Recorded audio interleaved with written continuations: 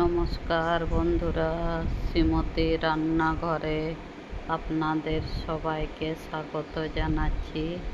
আজকে আমি রান্না করছি ডিম আলু পটলের ঝোল। তার জন্য প্রথমে কড়াইয়ে তেল গরম করে নিয়ে ডিমটাকে ভেজে তুলে নিচ্ছি। এই দেখুন, আর পটলগুলোকে ভালো করে খোসা ছাড়িয়ে নিয়ে ধুয়ে কেটে রেখেছি। আলুও তাই। ডিমটা ভাজা হয়ে গেছে, এবারে আলুগুলো ভালো করে ভেজে তুলে নেব। এগুলো ছোট আলু, বেশ সুন্দর করে খোসা ছাড়িয়ে ছোট ছোট করে কেটে রেখেছি। দেখুন, ভালো করে ভেজে তুলে নিলাম। এবারে এই যে পটলগুলো ভেজে নিচ্ছি। পটলগুলো অবশ্য একটু ভাজতে সময় লাগবে, মিডিয়াম আঁচে ভাজছি, না হলে পুড়ে যাবে আর ভাজাটা ভালো হবে না। এই দেখুন, ঢেকে রেখে ভাজছি। এই যে ভাজা হয়ে গেছে প্রায়, আর কিছুক্ষণ নাড়াচাড়া করে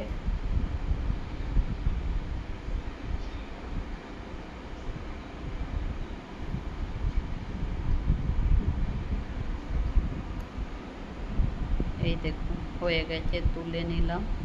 ওই তেলের মধ্যেই একটা বড় সাইজের পেঁয়াজকে এরকম লম্বা লম্বা করে কেটে নিয়ে ভালো করে ভেজে নেব। পেঁয়াজটা ভাজা হয়ে গেছে, এবারে আমি মশলাটা দিয়ে দেবো। বন্ধুরা, আপনারা তো অনেকেই রান্না করেন। আমি তো বলেছি আমি তো আসি আপনাদের সাথে কথা বলার জন্য। সেই জন্য একটা রেসিপি ঘরের মধ্যে যাই বানাই সেটা কি ভিডিও মাধ্যমে তুলে ধরি। আর এতে দেখুন পেস্টটা দিলাম। এটা হচ্ছে আদা রসুন টমেটো কাঁচা লঙ্কা একসাথে পেস্ট করে নিয়েছি। তারপরে দিলাম ধনে গুঁড়ো, এরপরে জিরে গুঁড়ো, এবার দেব লবণ পরিমাণ মতো, আর হলুদ গুঁড়ো। সব মশলা দিয়ে দিলাম। এবারে কষিয়ে নেব, মশলাটা ভালো করে কষিয়ে নেব, কেননা আমি তো ভালো করে সব ভেজে রেখেছি। মশলাটা যত ভালো কষা হবে রান্নার স্বাদ ততটাই বাড়বে।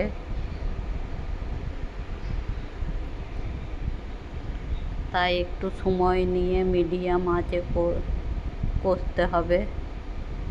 ওভেন ফুল থাকলে মশলাটা পুড়ে যাবে, ভালো করে কষা হবে না। সেই জন্য আমি এইভাবে কষে নিচ্ছি।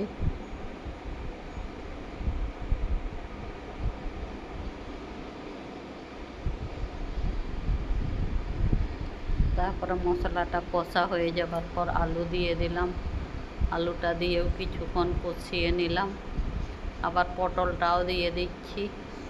দিয়ে পটলটা দিয়েও মশলার সাথে কিছুক্ষণ কষিয়ে নেব, কিন্তু বেশি কষানোর প্রয়োজন নেই, কেননা এমনিতেই তেলে ভালো করে ভেজে রেখে দিয়েছিলাম পটলগুলো। কষানো হয়ে গেছে, এবারে পরিমাণ মতো জল দেবো যাতে আলুটা সিদ্ধ হয় এবং রান্নার যে একটা পাক আছে সেইটা আসে।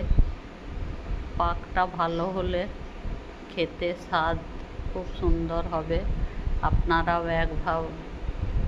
এইভাবে একবার রান্না করে দেখুন, দারুণ হবে খেতে। আমরা তো দুপুরে খেলাম, দারুণ হয়েছিল। দেখুন কত সুন্দর কালার এসেছে। আমি কিন্তু শুকনো লঙ্কা দিইনি, এমনিতেই এত সুন্দর কালার হয়েছে।